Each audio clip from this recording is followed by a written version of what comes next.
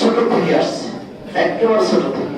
প্রথমে এদের কি বলে হাতের খড়ি যেটা বলে, ওখান থেকে এখানে 4 বছর কোরআন বিভাগে পড়ছে ক্লাস 4 পর্যন্ত। এরপরে তারা হেফজখানায় গেছে। অনেকে তো স্কুলে ভর্তি হয়েছে, অনেকে মাদ্রাসা আলেম মৌলানায় ভর্তি হয়েছে, কিন্তু এরা হেফজ করছে।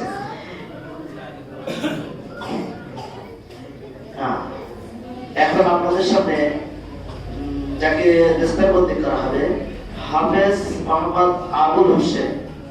হাফেজ মোহাম্মদ আবুল হোসেন, পিতা সাইফুল ইসলাম, গ্রাম কামটা, দেবাটা, সাতক্ষীরা। সাইফুল ইসলাম পিতা কই? এই আবুল হোসেনের আব্বাই। আমি পানি পানি পানি পাতে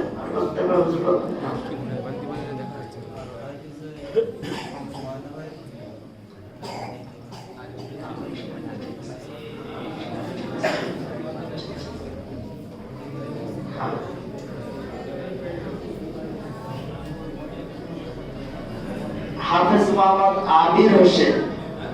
হাফেজ মোহাম্মদ আবির হোসেন, পিতা আজিজুল ইসলাম। আজিজুল ইসলাম, কামটা, দেভাটা, সাতক্ষীরা।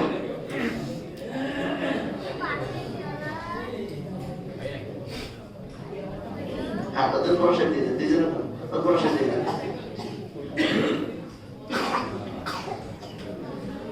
শেষ কথা, আমি আপনাদের কাছে একটা আবেদন করব, যেটা হলো, ভাই আমরা যে পর্যায়ে আছি, যেখানে আছি, আমাদের বিশেষ আমল আছে। কেউ আওয়ামীদের আমল আছে, কারণ কোরআন তেলাওয়াতের আমল আছে, কারণ শেষ রাতের নামাজের দোয়া কান্নাকাটি তাহাজ্জুদের আমল আছে।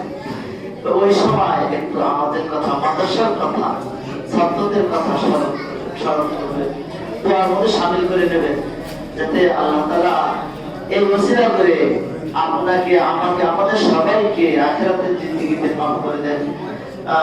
বিশেষ করে ছাত্র যারা হাফেজ হয়েছে, আল্লাহ তাআলা এদেরকে দ্বীনের উপরে কায়েম রাখে, দ্বীন বড় আলেম বানান। হাফেজ কোরআন হয়েছে, বড় আলেম হবে, আমাদের রাহবার হবে। একসময় মেম্বারে বসে তারা ঈমান একদিনের কথা বলে আমরা চলে যাব, কবরে শিখে যাব। তারা এখানে বসে ঈমান একদিনের কথা বলে ছাত্রদের শিখাবে, দ্বীন শিখাবে। আল্লাহ তাআলা তাদের যেন এইভাবে কবুল করে, আল্লাহ তাআলা তৌফিক দান করে। আর আমরা এখান থেকে আমরা সিদ্ধান্ত নেব যে আমাদের সন্তানদেরকে আমরা কোথায় দেব, আমাদের সন্তান কোন দিকে নিয়ে যাবো। আল্লাহ তাআলা আমাদের বুঝার তৌফিক করে। এখন দোয়া হবে, দৃশ্যে পড়বো, একটু নামাজের সুন্নতে, নামাজের হাতে করে ভালো হয় ইনশাআল্লাহ। নামাজের হাতে ছাত্র সবাই বসে, হাফেজের কোরআনের সাথে আমরা হাতে থাকবো, হাফেজের কোরআনের সাথে আমরা